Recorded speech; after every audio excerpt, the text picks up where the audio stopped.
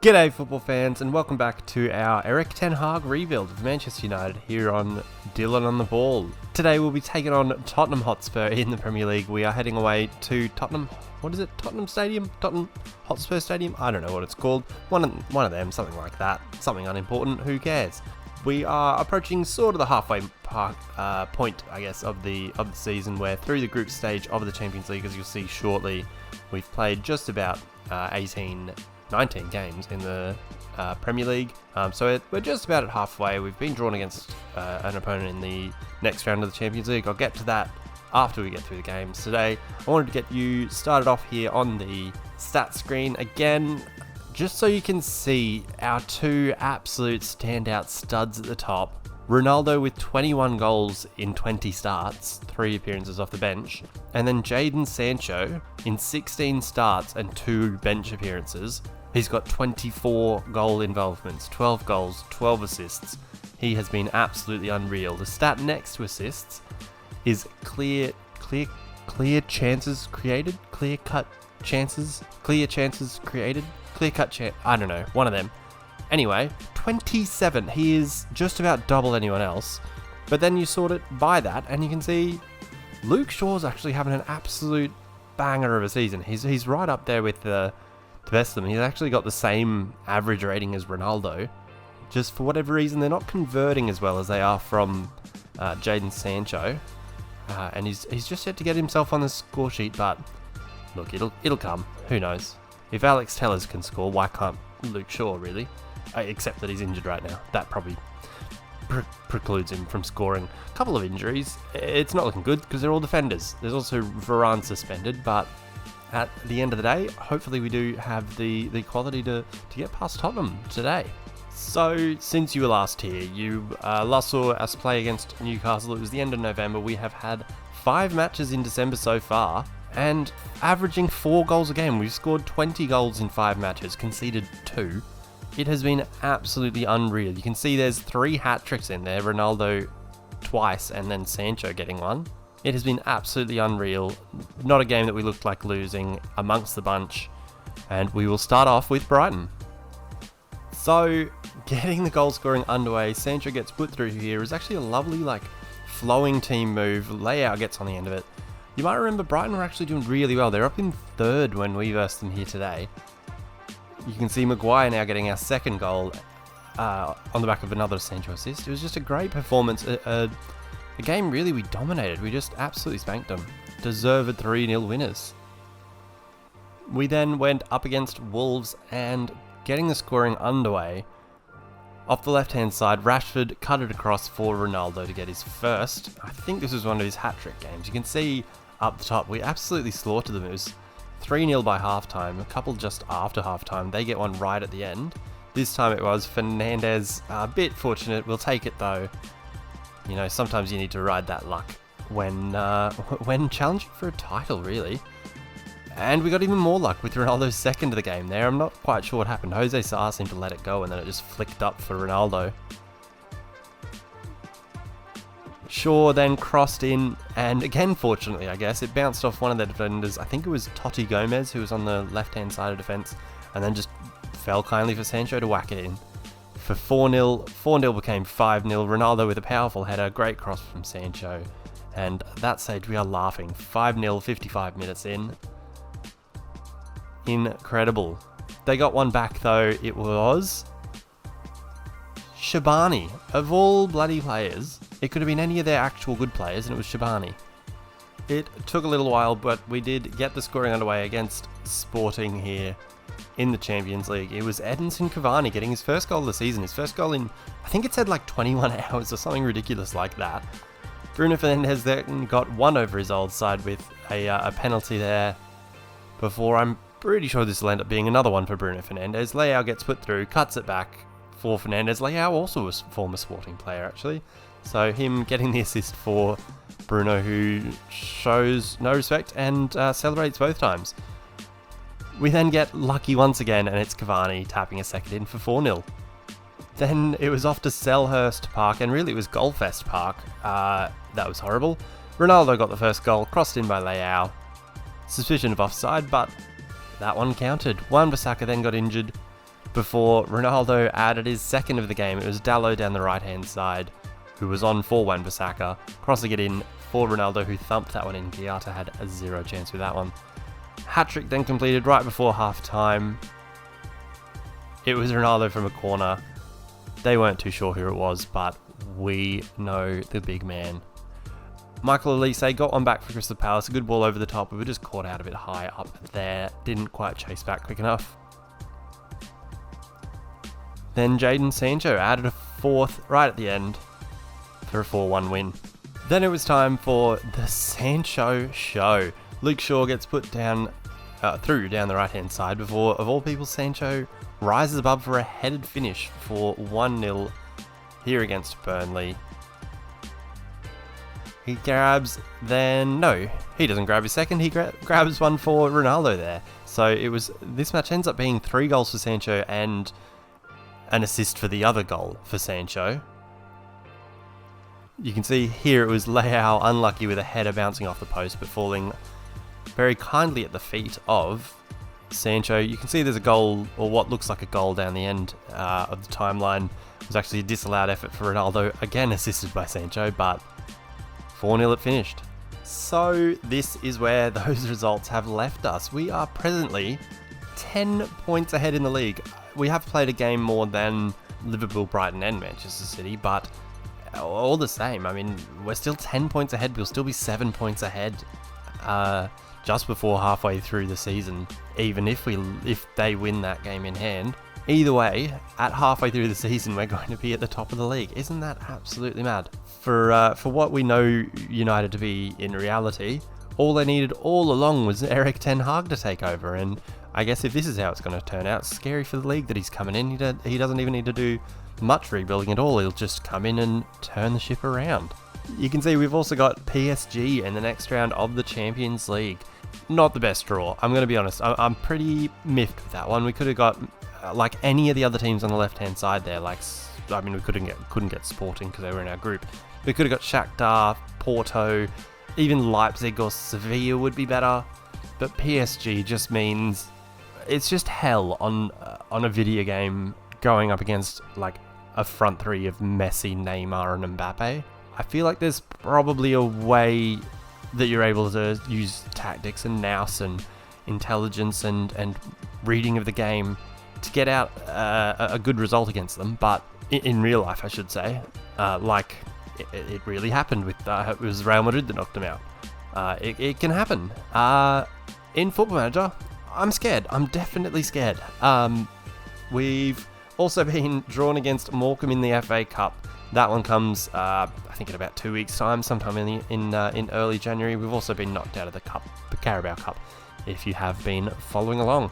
Most impressively, I think, is our goal difference. Our goal difference in the Premier League is insane. We are 12 ahead of the next best with 29 goal difference in 17 matches. That's almost a goal difference of 2 a game after 17 games. That's unreal. Not what we expected at all. I expected us to probably be around the Chelsea-Newcastle range on where they are on the table right now and chasing the rest. But it's us leading the way.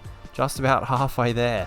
If we can keep it up, incredible. I don't anticipate it. I don't predict it. But if it happens, look, I want to claim all of the credit I can, I reckon. I've also been thinking a bit about the squad, and I think what we need to bolster a bit more is midfield, mostly. In terms of midfielders that I actually want to keep, we've only really got Pogba, Fernandes, McTominay, and maybe Fred. I mean, Fred we can just keep around because we've already got him. I wouldn't, if he was in another club, I wouldn't be signing him, I guess is the best way to put it. I wouldn't go out of my way to get him, but because he's there, I don't have to fill that spot, I suppose. But then Juan Mata and Nemanja Matic, piss off, get out, I don't want you anymore. Go away, I don't care, whatever. But that leaves us with 4 for 6 spots, really, because we need a holding mid, a backup for that holding mid, 2 midfielders ahead of him, and backups for those 2 midfielders. So we need 6 in total for me to be happy, really. And just for good depth, in case of injury, in case of, I don't know, World War III, I don't know. And maybe one of them gets enlisted. I don't know. It just made me a lot more comfortable if we had 2 in every position, and we were able to rotate and keep everyone happy, keep everyone fit, happy, healthy, firing, fit, scoring, winning. Although it seems like we don't need that. I don't know.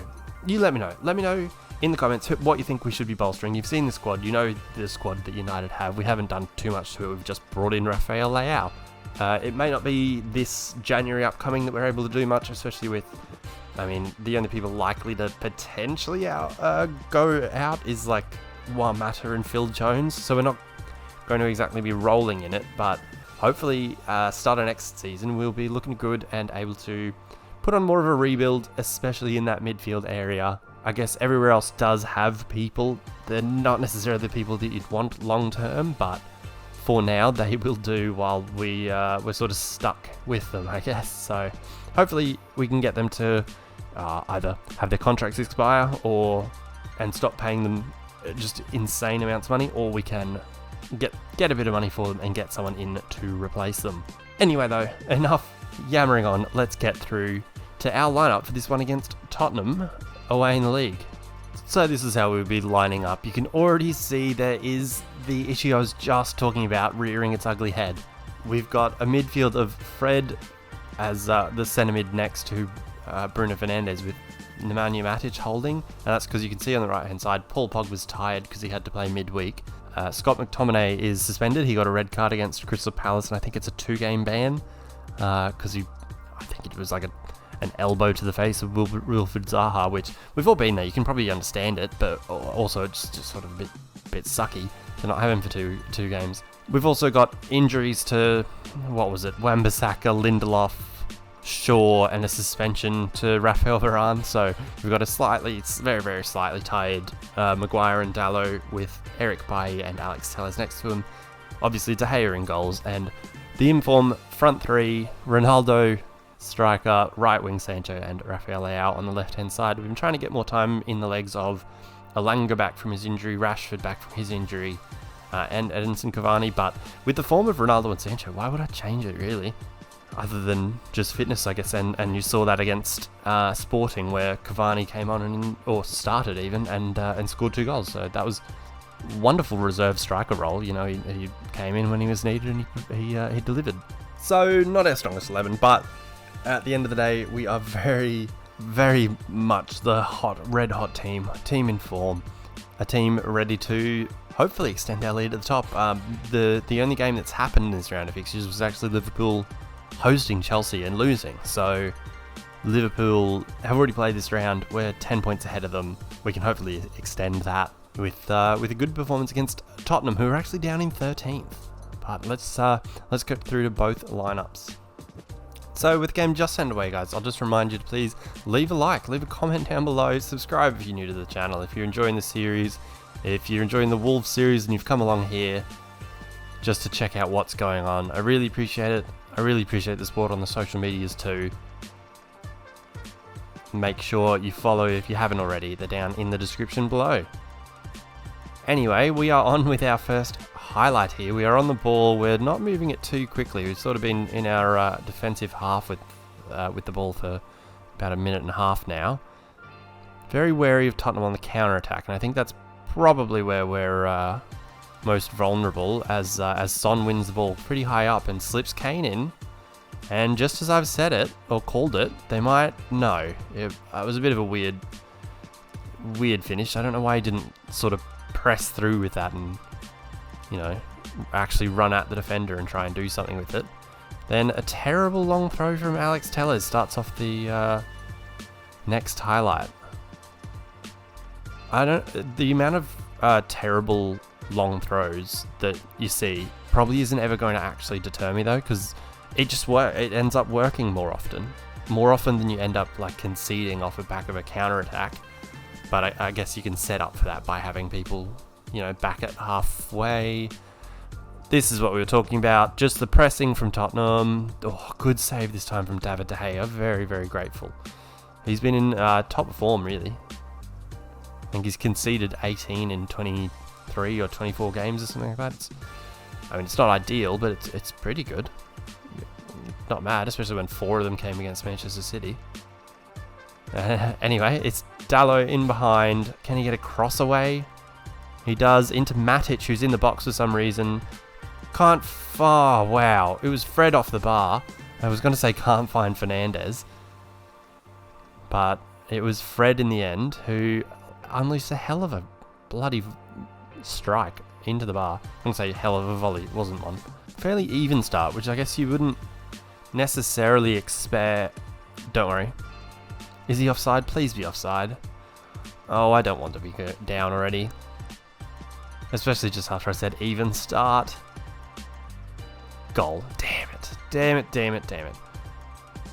I guess it's the transition that we're struggling with. So it was just the really quick interplay. Højbjerg, just a ball over the top.